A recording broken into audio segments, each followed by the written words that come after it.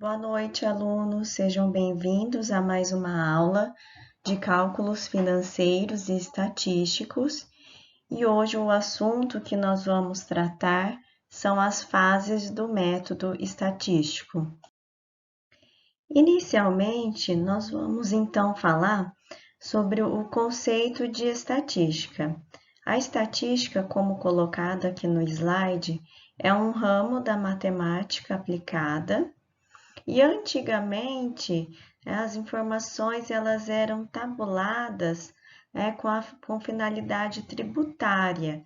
Então, há muito tempo atrás, os povos eles já tinham essa preocupação de fazer o registro do número de pessoas que nasciam, do número de habitantes que existia, e eles faziam isso através da estatística. Então, nós podemos dizer que a estatística ela é uma ciência exata que procura estudar a coleta, a organização, a análise e o registro de todos os dados através de amostras.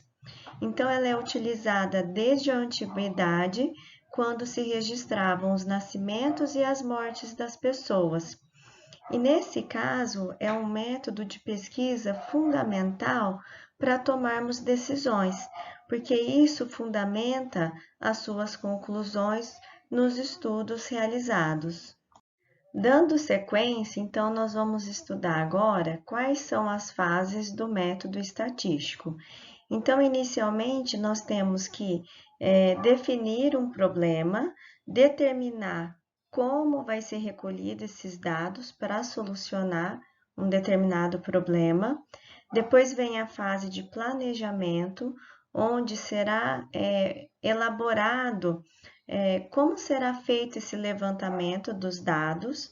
Depois nós temos a coleta de dados, que é fazer essa reunião dos dados sobre o planejamento do trabalho pretendido e como vai ser definida a periodicidade da coleta, que nós vamos estudar mais para frente, se pode ser contínua, periódica, ocasional ou indireta.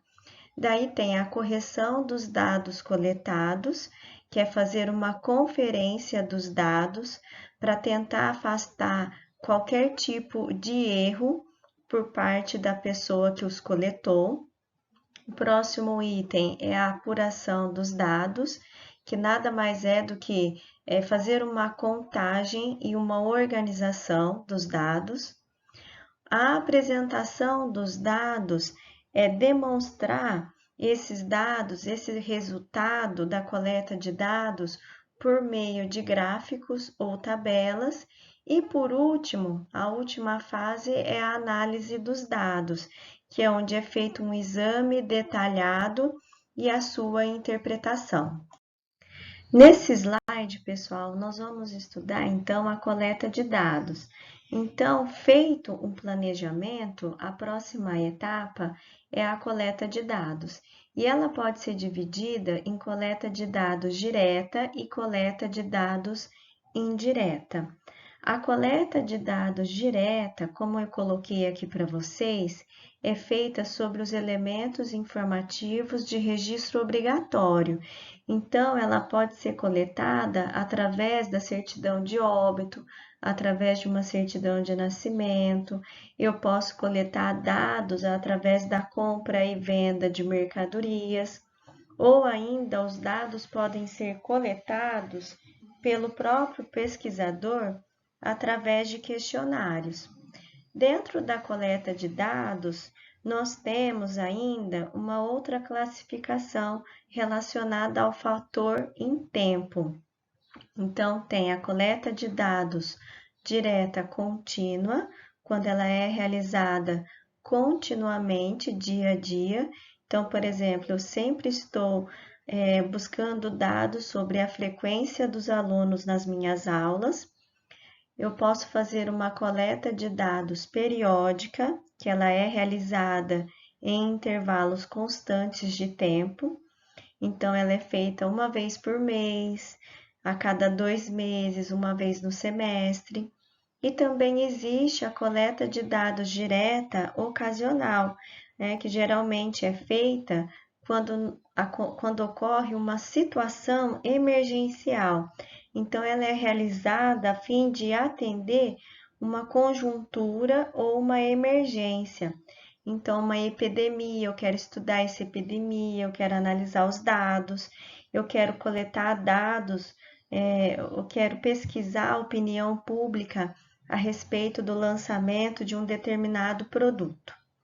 E aí depois nós temos a coleta de dados indireta.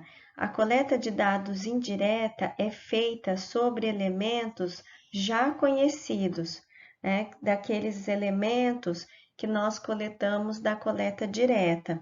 Ou ainda, ela pode ser feita através do conhecimento de outros fenômenos relacionados com o fenômeno estudado. Pessoal, população e amostra. A população nada mais é do que a totalidade dos elementos de um grupo. Então, a população é o todo, é o conjunto. E a população ainda ela pode ser finita ou infinita.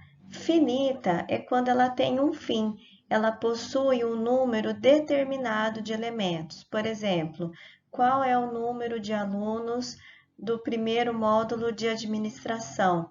Então, a população é finita, tem um fim. Eu tenho lá 40 alunos. Agora, já a população infinita é quando possui um grande número de elementos. Então, por exemplo, a população da cidade de São Paulo.